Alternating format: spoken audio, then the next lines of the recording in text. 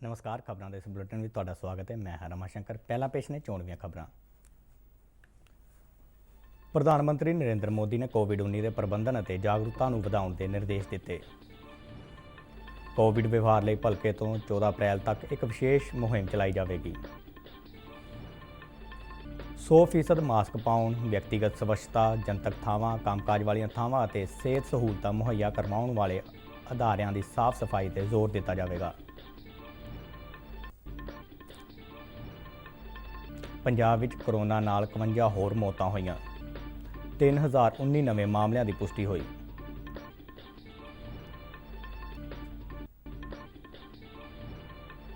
जलंधर विच vaccine तुहाडे द्वार तहत प्रशासन वालों मालां, फैक्ट्रियां ते खाण पीण वालियां थावां ते लगाए जाणगे कैंप।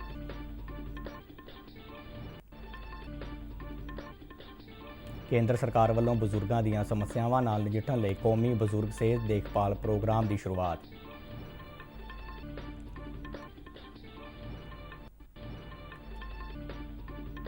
तमिलनाडु, केरल, पुडुचेरी, पश्चिमी बंगाल और आसाम विच भलके वोटां पवाईयां जाणगीਆਂ।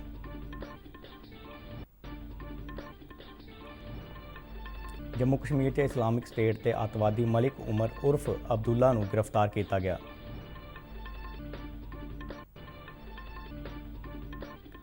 जलंधर की दिव्यांग बैडमिंटन खिडारन पलक कोहली ने दुबई के तीजे पैरा बैडमिंटन इंटरनैशनल मुकाबले च एक चांदी और 2 कांसे के तमगे जिते।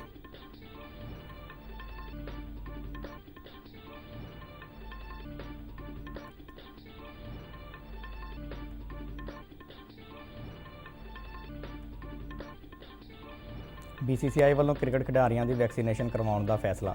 तो हुण खबरां विस्तार नाल। प्रधानमंत्री नरेंद्र मोदी ने देश में कोविड-19 महामारी की स्थिति और टीकाकरण मुहिम बारे एक उच्च पद्धरी समीक्षा मीटिंग की। प्रधानमंत्री ने कहा कि महामारी के फैलाव को रोकने लई 5 पद्धरी रणनीति, टेस्टिंग, ट्रेसिंग, ट्रीटमेंट, कोविड व्यवहार और टीकाकरण को गंभीरता और वचनबद्धता नाल लागू किए जाने का जिक्र किया। मीटिंग दौरान उन्होंने जनता 'च जाके कोविड-19 के प्रबंधन और जागरूकता वधाउण संबंधी हदायतां भी दित्तियां। प्रधानमंत्री ने कोविड-19 के प्रबंधन लई आम लोगों की भाईवाली और इस नूं जन अंदोलन वजों जारी रखने की लोड़ ते भी जोर दिता। कोविड व्यवहार बारे आम लोगों को जागरूक करने लई भलके तो 14 अप्रैल तक एक विशेष मुहिम चलाई जाएगी, जिस विच 100% मास्क पाउण, व्यक्तिगत स्वच्छता, जनतक थावां, काम वालियां थावां और सेहत सहूलतां मुहैया करवाउण वालियां थावां की साफ सफाई पर विशेष जोर दिता जाएगा। प्रधानमंत्री ने कंटेनमेंट खेतरां 'च अजिहे उपरालिਆਂ ਨੂੰ होर भी असरदार ढंग नाल लागू करने की गल आखी। उन्होंने कहा कि सारे सूबਿਆਂ ਅਤੇ केंद्र शासित प्रदेशों को कोविड-19 का फैलाव रोकने लई करड़े ਅਤੇ व्यापक कदम चुकने चाहिए ने। प्रधानमंत्री ने महाराष्ट्र, पंजाब और छत्तीसगढ़ के जन सेहत माहरां और डॉक्टरां दीआं केंद्रीय टीमां भेजण दी हदायतां दित्तियां। मीटिंग दौरान देश में कोविड-19 महामारी की स्थिति बारे विस्तार से चर्चा की गई। प्रधानमंत्री के ध्यान से लिया गया कि देश के 10 सूबਿਆਂ ਵੱਲੋਂ कुल पॉजिटिव मामलों 91% तो वध की हिस्सेदारी पाई जा रही है। इन्होंने सूबਿਆਂ ਵਿੱਚ कोविड-19 नाल सब तो वध मौतां दर्ज हो रही ने। मीटिंग में दस्सिया गया कि महाराष्ट्र, पंजाब और चंडीगढ़ से स्थिति बेहद चिंताजनक है। मीटिंग दौरान कोविड-19 टीकाकरण बारे भी विस्तार से दस्सिया गया। इस मौके यह भी दस्सिया गया कि घरेलू पद्धर ते लोड़ अनुसार वैक्सीन उपलब्ध करवाउण लई सारे यतन किए जा रहे हैं। इस दे नाल होर लोड़वंद देशों को भी वैक्सीन पहुँचाई जा रही है। मीटिंग में प्रधानमंत्री के प्रिंसीपल सकत्तर, कैबिनेट सकत्तर, गृह सकत्तर और वैक्सीन बारे उच्च ताकती कमेटी के मुखी भी शामिल सन। पंजाब में पिछले कई दिनों तो कोरोना के मामलों 'च लगातार वाधा दर्ज किया जा रहा है। पिछले 24 घंटिया दौरान सूबे में इस महामारी नाल 51 मौतां होईयां ने, जबकि 3019 नवे मामलों की पुष्टि हुई है। सूबे में इस वेले एक्टिव मरीजों की गिनती 25,314 दर्ज की जा रही है। पंजाब में हुण तक कुल पॉजिटिव ऐलाने गए मरीजों की गिनती 2,52,460 हो गई है, जिन्हों चों 2,19,063 मरीजों को सेहतयाब ऐलानिया जा चुका है। बीते 24 घंटिया दौरान 2,955 व्यक्तियों को कोरोना मुक्त ऐलानिया गया। सूबे के सेहत और परिवार भलाई विभाग वालों जारी मीडिया बुलेटिन मुताबक हुण तक इस महामारी नाल सूबे 'च 7,083 मौतां हो चुकियां ने। मोहाली च इस वेले कोरोना के 3,592 एक्टिव मामले दर्ज किए जा रहे हैं, जबकि जलंधर में कोरोना के 3,284, अमृतसर में 3,278, लुधियाना में 2,834, पटियाला में 2,517, हुशियारपुर में 1,470, बठिंडा में 1,226 और गुरदासपुर के 1,084 मरीज जेरे इलाज ने। ਜਲੰਧਰ ਵਿੱਚ 45 ਸਾਲ ਅਤੇ ਇਸ ਤੋਂ ਉੱਪਰ ਦੀ ਉਮਰ ਦੇ ਲੋਕਾਂ ਨੂੰ ਕੋਵਿਡ ਵੈਕਸੀਨੇਸ਼ਨ ਦਾ ਟੀਕਾ ਲਗਵਾਉਣ ਦੀ ਪ੍ਰਕਿਰਿਆ ਨੂੰ ਹੋਰ ਤੇਜ਼ ਕਰਦਿਆਂ ਜ਼ਿਲ੍ਹਾ ਪ੍ਰਸ਼ਾਸਨ ਵੱਲੋਂ ਵੈਕਸੀਨੇਸ਼ਨ ਤੁਹਾਡੇ ਦੁਆਰ ਤਹਿਤ ਸਾਰੇ ਮਾਲਾਂ, ਫੈਕਟਰੀਆਂ ਅਤੇ ਖਾਣ ਪੀਣ ਵਾਲੀਆਂ ਥਾਵਾਂ ਤੋਂ ਇਲਾਵਾ ਅਜਿਹੇ ਹੋਰ ਵਪਾਰਕ ਅਦਾਰੇ ਜਿੱਥੇ ਰੋਜ਼ਾਨਾ 200 ਤੋਂ ਵੱਧ ਵਿਅਕਤੀਆਂ ਦਾ ਇਕੱਠ ਹੁੰਦਾ ਹੈ ਵਿਖੇ ਕੋਵਿਡ ਵੈਕਸੀਨੇਸ਼ਨ ਦਾ ਟੀਕਾ ਲਗਵਾਉਣ ਦੀ ਮੁਹਿੰਮ ਦੀ ਸ਼ੁਰੂਆਤ ਕੀਤੀ ਜਾ ਰਹੀ ਹੈ। ਡਿਪਟੀ ਕਮਿਸ਼ਨਰ ਘਨਸ਼ਾਮ ਥੋਰੀ ਨੇ ਦੱਸਿਆ ਕਿ ਅਜਿਹੇ ਕੈਂਪ ਲਗਵਾਉਣ ਦਾ ਮੁੱਖ ਮੰਤਵ ਵੱਡੇ ਪੱਧਰ ਤੇ ਯੋਗ ਲਾਭਪਾਤਰੀਆਂ ਨੂੰ ਕਵਰ ਕਰਨਾ ਹੈ ਜਿਹੜੇ ਲੰਬੀਆਂ ਕਤਾਰਾਂ ਜਾਂ ਹੋਰ ਕਿਸੇ ਝਿਜਕ ਕਰਕੇ ਕੋਵਿਡ ਵੈਕਸੀਨ ਲਗਵਾਉਣ ਲਈ ਸੈਸ਼ਨ ਸਾਈਟਾਂ ਤੇ ਜਾਣਾ ਨਹੀਂ ਚਾਹੁੰਦੇ। ਡਿਪਟੀ ਕਮਿਸ਼ਨਰ ਨੇ ਕਿਹਾ ਕਿ ਕੋਵਿਡ ਵੈਕਸੀਨੇਸ਼ਨ ਲਗਾ ਕੇ ਹੀ ਰੋਗ ਨਾਲ ਲੜਨ ਦੀ ਸਮਰੱਥਾ ਨੂੰ ਮਜ਼ਬੂਤ ਬਣਾਇਆ ਜਾ ਸਕਦਾ ਹੈ। ਉਹਨਾਂ ਜ਼ਿਲ੍ਹਾ ਵਾਸੀਆਂ ਨੂੰ ਅਪੀਲ ਕੀਤੀ ਹੈ ਕਿ ਉਹ ਕੋਵਿਡ ਵੈਕਸੀਨ ਲਗਵਾਉਣ ਲਈ ਅੱਗੇ ਆਉਣ ਅਤੇ ਆਪਣੀ ਸਮਾਜਿਕ ਜ਼ਿੰਮੇਵਾਰੀ ਨੂੰ ਸਮਝਦੇ ਹੋਏ ਨੇੜਲੇ ਸਿਹਤ ਕੇਂਦਰ ਤੋਂ ਕੋਵਿਡ ਵੈਕਸੀਨ ਦਾ ਟੀਕਾ ਜ਼ਰੂਰ ਲਗਵਾਉਣ। ਜੰਮੂ ਕਸ਼ਮੀਰ ਦੇ ਉਪ ਰਾਜਪਾਲ ਮਨੋਜ ਸਿਨਹਾ ਨੇ ਸ਼੍ਰੀਨਗਰ ਦੇ ਇੱਕ ਹਸਪਤਾਲ ਵਿੱਚ ਜਾ ਕੇ ਨੈਸ਼ਨਲ ਕਾਨਫਰੰਸ ਦੇ ਆਗੂ ਫਾਰੂਕ ਅਬਦੁੱਲਾ ਦਾ ਹਾਲ ਚਾਲ ਪੁੱਛਿਆ। ਫਾਰੂਕ ਅਬਦੁੱਲਾ ਕੋਰੋਨਾ ਦੇ ਇਲਾਜ ਲਈ ਹਸਪਤਾਲ 'ਚ ਭਰਤੀ ਨੇ। ਉਪ ਰਾਜਪਾਲ ਨੇ ਫਾਰੂਕ ਅਬਦੁੱਲਾ ਦੇ ਪੁੱਤਰ ਉਮਰ ਅਬਦੁੱਲਾ ਸਮੇਤ ਹਸਪਤਾਲ ਦੇ ਡਾਕਟਰਾਂ ਨਾਲ ਸੰਸਦ ਮੈਂਬਰ ਫਾਰੂਕ ਅਬਦੁੱਲਾ ਦੀ ਸਿਹਤ ਸਥਿਤੀ ਬਾਰੇ ਚਰਚਾ ਕੀਤੀ। ਉਪ ਰਾਜਪਾਲ ਨੇ ਹਸਪਤਾਲ ਦੇ ਡਾਕਟਰਾਂ ਨੂੰ ਫਾਰੂਕ ਅਬਦੁੱਲਾ ਦਾ ਵਧੀਆ ਇਲਾਜ ਕਰਨ ਦੀ ਹਦਾਇਤ ਦਿੱਤੀ। ਉਪ ਰਾਜਪਾਲ ਵੱਲੋਂ ਫਾਰੂਕ ਅਬਦੁੱਲਾ ਨੂੰ ਹੋਰ ਵਧੀਆ ਇਲਾਜ ਲਈ ਕਿਸੇ ਦੂਜੇ ਹਸਪਤਾਲ 'ਚ ਤਬਦੀਲ ਕਰਨ ਦੀ ਪੇਸ਼ਕਸ਼ ਵੀ ਕੀਤੀ। ਉਮਰ ਅਬਦੁੱਲਾ ਨੇ ਇੱਕ ਟਵੀਟ ਰਾਹੀਂ ਉਹਨਾਂ ਦੇ ਪਿਤਾ ਦਾ ਹਾਲ ਚਾਲ ਪਤਾ ਕਰਨ ਲਈ ਉਪ ਰਾਜਪਾਲ ਵੱਲੋਂ ਹਸਪਤਾਲ ਦਾ ਦੌਰਾ ਕਰਨ ਲਈ ਉਹਨਾਂ ਦਾ ਧੰਨਵਾਦ ਕੀਤਾ। ਤੇ ਬਾਕੀ ਦੀਆਂ ਖਬਰਾਂ ਇਸ ਬ੍ਰੇਕ ਤੋਂ ਬਾਅਦ।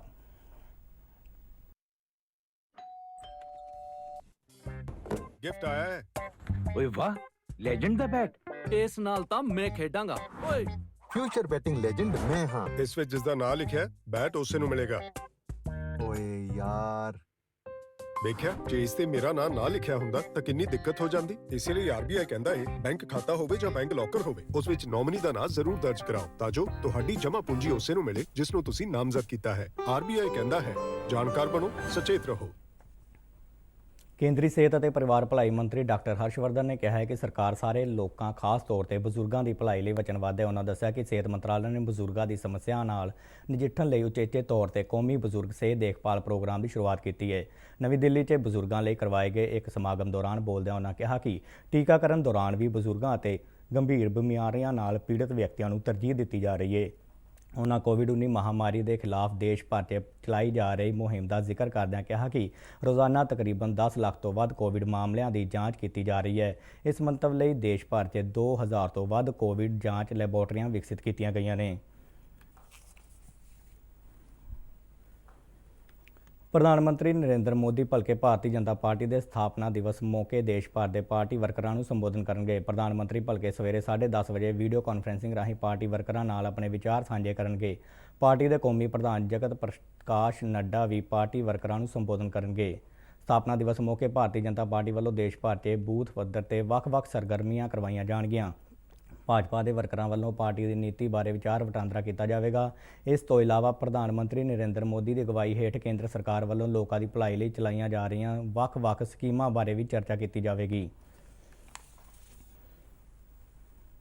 ਤਮਿਲਨਾਡੂ, ਕੇਰਲ ਅਤੇ ਪੁਡੂਚੇਰੀ 'ਚ ਵਿਧਾਨ ਸਭਾ ਚੋਣਾਂ ਅਤੇ ਪੱਛਮੀ ਬੰਗਾਲ ਅਤੇ ਅਸਾਮ ਵਿੱਚ ਤੀਜੇ ਪੜਾਅ ਤਹਿਤ ਭਲਕੇ ਹੋਣ ਵਾਲੀ ਵੋਟਿੰਗ ਲਈ ਖੁੱਲ੍ਹਾ ਚੋਣ ਪ੍ਰਚਾਰ ਕੱਲ੍ਹ ਸ਼ਾਮ ਬੰਦ ਹੋ ਗਿਆ ਸੀ। ਵੱਖ-ਵੱਖ ਸਿਆਸੀ ਪਾਰਟੀਆਂ ਦੇ ਵਰਕਰਾਂ ਅਤੇ ਆਗੂਆਂ ਵੱਲੋਂ ਹੁਣ 4 ਚੋਣ ਆਧਾਰਿਤ ਸੂਬਿਆਂ ਅਤੇ ਇੱਕ ਕੇਂਦਰ ਸ਼ਾਸਿਤ ਪ੍ਰਦੇਸ਼ ਦੇ ਵੋਟਰਾਂ ਨੂੰ ਆਪਣੇ ਹੱਕ 'ਚ ਵੋਟਿੰਗ ਕਰਨ ਲਈ ਘਰੋਂ ਘਰੀ ਜਾ ਕੇ ਪ੍ਰੇਰਿਤ ਕੀਤਾ ਜਾ ਰਿਹਾ ਹੈ। ਵੱਡੀਆਂ ਚੋਣ ਰੈਲੀਆਂ ਅਤੇ ਰੋਡ ਸ਼ੋਅ ਹੁਣ ਠੱਪ ਹੋ ਗਏ ਨੇ। ਕੇਰਲ ਦੀਆਂ 140, ਤਮਿਲਨਾਡੂ ਦੀ 234 ਅਤੇ ਪੁਡੂਚੇਰੀ ਦੀਆਂ 30 ਵਿਧਾਨ ਸਭਾ ਸੀਟਾਂ ਲਈ ਭਲਕੇ ਵੋਟਾਂ ਪੈਣਗੀਆਂ। ਤਮਿਲਨਾਡੂ, ਕੇਰਲ ਅਤੇ ਪੁਡੂਚੇਰੀ ਵਿੱਚ ਇੱਕੋ ਪੜਾਅ ਤਹਿਤ ਵੋਟਿੰਗ ਹੋ ਰਹੀ ਹੈ। ਪੱਛਮੀ ਬੰਗਾਲ ਦੀਆਂ 31 ਸੀਟਾਂ ਲਈ ਤੀਜੇ ਪੜਾਅ ਤਹਿਤ ਵੋਟਿੰਗ ਹੋਵੇਗੀ। ਇਸ ਦੇ ਨਾਲ-ਨਾਲ ਅਸਾਮ 'ਚ ਤੀਜੇ ਅਤੇ ਆਖਰੀ ਪੜਾਅ ਤਹਿਤ 40 ਸੀਟਾਂ ਲਈ ਵੋਟਾਂ ਪਾਈਆਂ ਜਾਣਗੀਆਂ। ਤਮਿਲਨਾਡੂ ਦੀ ਕੰਨਿਆਕੁਮਾਰੀ ਲੋਕ ਸਭਾ ਸੀਟ ਲਈ ਅਤੇ ਕੇਰਲ ਦੀ ਮਲਪੁਰਮ ਸੰਸਦੀ ਸੀਟ ਲਈ ਵੀ ਇਸੇ ਵੇਲੇ ਜ਼ਿਮਨੀ ਚੋਣ ਕਰਵਾਈ ਜਾ ਰਹੀ ਹੈ। ਪੱਛਮੀ ਬੰਗਾਲ 'ਚ ਇਸ ਵਾਰ 8 ਪੜਾਅ ਤਹਿਤ ਵੋਟਾਂ ਪਾਈਆਂ ਜਾ ਰਹੀਆਂ ਨੇ, ਜਦਕਿ ਅਸਾਮ 'ਚ 3 ਗੇੜਾਂ 'ਚ ਵਿਧਾਨ ਸਭਾ ਚੋਣਾਂ ਮੁਕੰਮਲ ਹੋ ਰਹੀਆਂ ਨੇ। ਪੱਛਮੀ ਬੰਗਾਲ ਦੇ 31 ਹਲਕਿਆਂ 'ਚ ਭਲਕੇ ਹੋਣ ਵਾਲੀਆਂ ਵੋਟਾਂ ਲਈ 13 ਔਰਤਾਂ ਸਣੇ 205 ਉਮੀਦਵਾਰ ਚੋਣ ਮੈਦਾਨ 'ਚ ਨੇ। ਅਸਾਮ 'ਚ ਇਸ ਗੇੜ ਤਹਿਤ 40 ਸੀਟਾਂ ਲਈ ਹੋ ਰਹੀ ਵੋਟਿੰਗ ਲਈ 25 ਔਰਤਾਂ ਸਮੇਤ 337 ਉਮੀਦਵਾਰ ਚੋਣ ਮੈਦਾਨ 'ਚ ਡਟੇ ਹੋਏ ਨੇ। ਤਮਿਲਨਾਡੂ 'ਚ ਇੱਕੋ ਗੇੜ ਤਹਿਤ 234 ਵਿਧਾਨ ਸਭਾ ਸੀਟਾਂ 'ਤੇ ਹੋਣ ਵਾਲੀਆਂ ਵੋਟਾਂ ਲਈ 3998 ਉਮੀਦਵਾਰ ਚੋਣ ਮੈਦਾਨ 'ਚ ਨੇ। ਚੋਣ ਕਮਿਸ਼ਨਰ ਵੱਲੋਂ ਇਨ੍ਹਾਂ ਵੋਟਾਂ ਨੂੰ ਲੈ ਕੇ ਸੁਰੱਖਿਆ ਦੇ ਪੁਖਤਾ ਇੰਤਜ਼ਾਮ ਕੀਤੇ ਗਏ ਨੇ। ਪੋਲਿੰਗ ਸਟਾਫ ਨੂੰ ਅੱਜ ਸ਼ਾਮ ਤੱਕ ਨਿਰਧਾਰਤ ਪੋਲਿੰਗ ਸਟੇਸ਼ਨਾਂ ਤੇ ਤਾਇਨਾਤ ਕਰ ਦਿੱਤਾ ਜਾਵੇਗਾ। ਆਜ਼ਾਦ ਅਤੇ ਨਿਰਪੱਖ ਚੋਣ ਢੰਗ ਨਾਲ ਚੋਣਾਂ ਯਕੀਨੀ ਬਣਾਉਣ ਲਈ ਵਧੇਰੇ ਸੰਵੇਦਨਸ਼ੀਲ ਪੋਲਿੰਗ ਸਟੇਸ਼ਨਾਂ ਤੇ ਨੀਮ ਫੌਜੀ ਦਸਤਿਆਂ ਦੀ ਤਾਇਨਾਤੀ ਕੀਤੀ ਗਈ ਹੈ। ਕੇਂਦਰੀ ਗ੍ਰਹਿ ਮੰਤਰੀ ਅਮਿਤ ਸ਼ਾਹ ਨੇ ਉੱਤਰਾਖੰਡ ਦੇ ਜੰਗਲ 'ਚ ਲੱਗੀ ਅੱਗ ਤੇ ਕਾਬੂ ਪਾਉਣ ਲਈ ਸੂਬਾ ਸਰਕਾਰ ਨੂੰ ਹਰ ਸੰਭਵ ਸਹਾਇਤਾ ਦੇਣ ਦਾ ਭਰੋਸਾ ਦਿੱਤਾ ਹੈ। ਮੁੱਖ ਮੰਤਰੀ ਤੀਰਥ ਸਿੰਘ ਰਾਵਤ ਨੇ ਕਿਹਾ ਹੈ ਕਿ ਸੂਬੇ ਦੇ ਜੰਗਲ ਵਿੱਚ ਅੱਗ ਲੱਗਣ ਦੀਆਂ ਵੱਧ ਰਹੀਆਂ ਘਟਨਾਵਾਂ ਬਾਰੇ ਉਹਨਾਂ ਕੇਂਦਰੀ ਗ੍ਰਹਿ ਮੰਤਰੀ ਨਾਲ ਫੋਨ ਤੇ ਗੱਲਬਾਤ ਕੀਤੀ। ਰਾਵਤ ਨੇ ਦੱਸਿਆ ਕਿ ਕੇਂਦਰੀ ਮੰਤਰੀ ਨੇ ਉਹਨਾਂ ਦੇ ਹਰ ਸੰਭਵ ਸਹਾਇਤਾ ਦੇਣ ਦਾ ਭਰੋਸਾ ਦਿੱਤਾ ਅਤੇ ਨਾਲ ਹੀ ਕਿਹਾ ਹੈ ਕਿ ਜੇ ਲੋੜ ਹੋਈ ਤਾਂ ਕੇਂਦਰ ਸਰਕਾਰ ਵੱਲੋਂ ਕੌਮੀ ਸੰਕਟ ਮੋਚਨ ਬਲ ਯਾਨੀ NDRF ਦੀ ਇੱਕ ਟੁਕੜੀ ਸੂਬਾ ਸਰਕਾਰ ਨੂੰ ਮਦਦ ਲਈ ਭੇਜੀ ਜਾਵੇਗੀ। ਮੁੱਖ ਮੰਤਰੀ ਨੇ ਦੱਸਿਆ ਕਿ ਉੱਤਰਾਖੰਡ 'ਚ ਪਿਛਲੇ 24 ਘੰਟਿਆਂ ਦੌਰਾਨ ਅੱਗ ਲੱਗਣ ਦੀਆਂ 45 ਘਟਨਾਵਾਂ ਵਾਪਰੀਆਂ ਨੇ, ਜਿਸ ਨਾਲ ਤਕਰੀਬਨ 68 ਹੈਕਟੇਅਰ ਜੰਗਲ ਨੂੰ ਨੁਕਸਾਨ ਪੁੱਜਣ ਦਾ ਖਦਸ਼ਾ ਹੈ। ਜੰਮੂ ਕਸ਼ਮੀਰ 'ਚ ਇਸਲਾਮਿਕ ਸਟੇਟ ਅੱਤਵਾਦੀ ਸੰਗਠਨ ਦੇ ਇੱਕ ਕਮਾਂਡਰ ਦੀ ਗ੍ਰਿਫਤਾਰੀ ਤੋਂ ਬਾਅਦ ਕੇਂਦਰ ਸ਼ਾਸਿਤ ਪ੍ਰਦੇਸ਼ ਜੰਮੂ ਕਸ਼ਮੀਰ 'ਚ ਇੱਕ ਵੱਡੇ ਅੱਤਵਾਦੀ ਹਮਲੇ ਨੂੰ ਨਾਕਾਮ ਕਰਨ ਦਾ ਦਾਅਵਾ ਕੀਤਾ ਗਿਆ ਹੈ। ਜੰਮੂ ਖੇਤਰ ਦੇ IG ਮੁਕੇਸ਼ ਸਿੰਘ ਨੇ ਦੱਸਿਆ ਕਿ ਦੱਖਣੀ ਕਸ਼ਮੀਰ ਦੇ ਕੁਲਗਾਮ ਦੇ ਪਿੰਡ ਜਾਰੀਪੁਰਾ ਦੇ ਵਸਨੀਕ ਮਲਿਕ ਉਮਰ ਉਰਫ ਅਬਦੁੱਲਾ ਨੂੰ ਜੰਮੂ ਪੁਲਿਸ ਦੇ ਵਿਸ਼ੇਸ਼ ਆਪਰੇਸ਼ਨ ਗਰੁੱਪ ਵੱਲੋਂ ਗ੍ਰਿਫਤਾਰ ਕੀਤਾ ਗਿਆ ਹੈ। ਉਸ ਦੇ ਕਬਜ਼ੇ ਤੋਂ ਇੱਕ ਪਿਸਤੌਲ, 8 ਕਾਰਤੂਸ ਅਤੇ 1,13,000 ਰੁਪਏ ਦੀ ਨਕਦੀ ਬਰਾਮਦ ਕੀਤੀ ਗਈ ਹੈ। ਦੂਜੇ ਪਾਸੇ ਪਾਕਿਸਤਾਨ ਦੀ ਇੱਕ ਅੱਤਵਾਦੀ ਰੋਕੂ ਅਦਾਲਤ ਨੇ ਮੁੰਬਈ ਹਮਲੇ ਦੇ ਸਾਜ਼ਿਸ਼ ਘਾੜੇ ਅਤੇ ਅੱਤਵਾਦੀ ਸੰਗਠਨ ਜਮਾਤ ਉਦ ਦਾਵਾ ਦੇ ਮੁਖੀ ਹਾਫਿਜ਼ ਸਈਦ ਦੇ 5 ਸਾਥੀਆਂ ਨੂੰ ਅੱਤਵਾਦੀ ਫੰਡਿੰਗ ਦੇ ਮਾਮਲੇ 'ਚ 9 ਸਾਲ ਦੀ ਸਜ਼ਾ ਸੁਣਾਈ ਹੈ। ਜਲੰਧਰ ਦੀ ਦਿਵਿਆਂਗ ਬੈਡਮਿੰਟਨ ਖਿਡਾਰਨ ਪਲਕ ਕੋਹਲੀ ਨੇ ਦੁਬਈ 'ਚ ਕਰਵਾਏ ਗਏ ਤੀਜੇ ਪੈਰਾ ਬੈਡਮਿੰਟਨ ਇੰਟਰਨੈਸ਼ਨਲ ਮੁਕਾਬਲੇ 'ਚ ਇੱਕ ਚਾਂਦੀ ਅਤੇ 2 ਕਾਂਸੇ ਦੇ ਤਮਗੇ ਜਿੱਤੇ ਨੇ। ਪਲਕ ਕੋਹਲੀ ਨੇ ਸਿੰਗਲਸ ਮੁਕਾਬਲੇ ਵਿੱਚ ਚਾਂਦੀ ਦਾ, ਮਹਿਲਾਵਾਂ ਦੇ ਡਬਲਸ ਮੁਕਾਬਲੇ ਅਤੇ ਮਿਕਸ ਡਬਲ ਵਿੱਚ ਕਾਂਸੇ ਦਾ ਤਮਗਾ ਜਿੱਤਿਆ। ਇਸ ਮੁਕਾਬਲੇ 'ਚ ਭਾਰਤ ਦੇ ਸ਼ਾਨਦਾਰ ਪ੍ਰਦਰਸ਼ਨ ਰਿਹਾ। ਦੇਸ਼ ਦੇ ਹੋਰ ਦਿਵਿਆਂਗ ਬੈਡਮਿੰਟਨ ਖਿਡਾਰੀਆਂ ਪ੍ਰਮੋਦ ਭਗਤ, ਸੁਕਾਂਤ ਕਦਮ, ਨਿਤੇਸ਼ ਕੁਮਾਰ, ਮਾਨਸੀ ਜੋਸ਼ੀ, ਕ੍ਰਿਸ਼ਨਾ ਨਾਗਰ, ਮਨੋਜ ਸਰਕਾਰ ਨੇ ਵੱਖੋ ਵੱਖਰੇ ਵਰਗਾਂ 'ਚ ਤਮਗੇ ਜਿੱਤੇ ਨੇ। ਕੋਵਿਡ ਮਹਾਮਾਰੀ ਦੇ ਚਲਦਿਆਂ ਤਕਰੀਬਨ 1 ਸਾਲ ਤੋਂ ਬੰਦ ਪਈਆਂ ਖੇਡ ਸਰਗਰਮੀਆਂ ਤੇ ਲੱਗੀ ਪਾਬੰਦੀ ਹਟਣ ਤੋਂ ਬਾਅਦ ਇਸ ਮੁਕਾਬਲੇ ਵਿੱਚ ਸੰਯੁਕਤ ਅਰਬ ਅਮਰਾਤ ਸਮੇਤ 29 ਦੇਸ਼ਾਂ ਦੇ ਕੁੱਲ 127 ਬੈਡਮਿੰਟਨ ਖਿਡਾਰੀ ਸ਼ਾਮਲ ਹੋਏ। ਕਰੋਨਾ ਦੇ ਵੱਧ ਰਹੇ ਮਾਮਲਿਆਂ ਅਤੇ ਖਿਡਾਰੀਆਂ ਦੇ ਇਸ ਦੀ ਚਪੇਟ ਵਿੱਚ ਆਉਣ ਦੀ ਘਟਨਾਵਾਂ ਨੂੰ ਧਿਆਨ 'ਚ ਰੱਖਦਿਆਂ BCCI ਦੇ ਮੀਤ ਪ੍ਰਧਾਨ ਰਾਜੀਵ ਸ਼ੁਕਲਾ ਨੇ ਸਲਾਹ ਦਿੱਤੀ ਹੈ ਕਿ ਕ੍ਰਿਕਟ ਖਿਡਾਰੀਆਂ ਦਾ ਛੇਤੀ ਤੋਂ ਛੇਤੀ ਵੈਕਸੀਨੇਸ਼ਨ ਕਰਵਾਇਆ ਜਾਏ। ਉਹਨਾਂ ਦੱਸਿਆ ਕਿ ਇਸ ਮੰਤਵ ਲਈ ਪਹਿਲਾਂ ਹੀ ਸਿਹਤ ਮੰਤਰਾਲਾ ਨਾਲ ਰਾਬਤਾ ਕਾਇਮ ਕੀਤਾ ਜਾ ਰਿਹਾ ਹੈ। ਸ਼ੁਕਲਾ ਨੇ ਕਿਹਾ ਕਿ IPL ਤੋਂ ਪਹਿਲਾਂ ਸਾਰੇ ਜ਼ਰੂਰੀ ਕਦਮ ਚੁੱਕੇ ਜਾਣੇ ਚਾਹੀਦੇ ਨੇ। ਨਵੀਂ ਦਿੱਲੀ 'ਚ ਪੱਤਰਕਾਰਾਂ ਨਾਲ ਗੱਲਬਾਤ ਕਰਦਿਆਂ ਉਹਨਾਂ ਦੱਸਿਆ ਕਿ BCCI ਦੀ ਅਹਿਮਦਾਬਾਦ 'ਚ ਹੋਈ ਪਿਛਲੀ ਮੀਟਿੰਗ ਦੌਰਾਨ ਇਸ ਬਾਰੇ ਸਹਿਮਤੀ ਬਣੀ ਸੀ ਕਿ ਖਿਡਾਰੀਆਂ ਦਾ ਵੈਕਸੀਨੇਸ਼ਨ ਹੋਣਾ ਚਾਹੀਦਾ ਹੈ। DD ਪੰਜਾਬੀ ਦੇ ਖਬਰਾਂ ਦੇ ਬੁਲੇਟਿਨ ਸਾਡੇ ਦਰਸ਼ਕ YouTube channel RNU DDK Jalandhar ਤੇ ਵੀ ਦੇਖ ਸਕਦੇ ਨੇ ਅਤੇ ਇਹ ਬੁਲੇਟਿਨ RNU ਜਲੰਧਰ ਦੇ ਟਵਿੱਟਰ ਹੈਂਡਲ ਅਤੇ Facebook ਪੇਜ ਤੇ ਉਪਲਬਧ ਨੇ। ਬੁਲੇਟਿਨ ਦੇ ਅਖੀਰ ਵਿੱਚ ਚੋਣਵੀਆਂ ਖਬਰਾਂ ਇੱਕ ਵਾਰ ਫਿਰ ਤੋਂ। ਪ੍ਰਧਾਨ ਮੰਤਰੀ ਨਰਿੰਦਰ ਮੋਦੀ ਨੇ COVID-19 ਦੇ ਪ੍ਰਬੰਧਨ ਅਤੇ ਜਾਗਰੂਕਤਾ ਨੂੰ ਵਧਾਉਣ ਦੇ ਨਿਰਦੇਸ਼ ਦਿੱਤੇ। ਕੋਵਿਡ ਵਿਵਹਾਰ ਲਈ ਭਲਕੇ ਤੋਂ 14 ਅਪ੍ਰੈਲ ਤੱਕ ਇੱਕ ਵਿਸ਼ੇਸ਼ ਮੁਹਿੰਮ ਚਲਾਈ ਜਾਵੇਗੀ।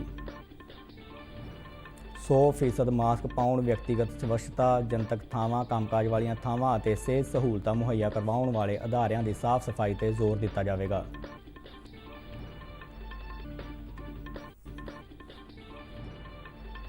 ਪੰਜਾਬ ਵਿੱਚ ਕੋਰੋਨਾ ਨਾਲ 51 ਹੋਰ ਮੌਤਾਂ ਹੋਈਆਂ। 3019 ਨਵੇਂ ਮਾਮਲਿਆਂ ਦੀ ਪੁਸ਼ਟੀ ਹੋਈ।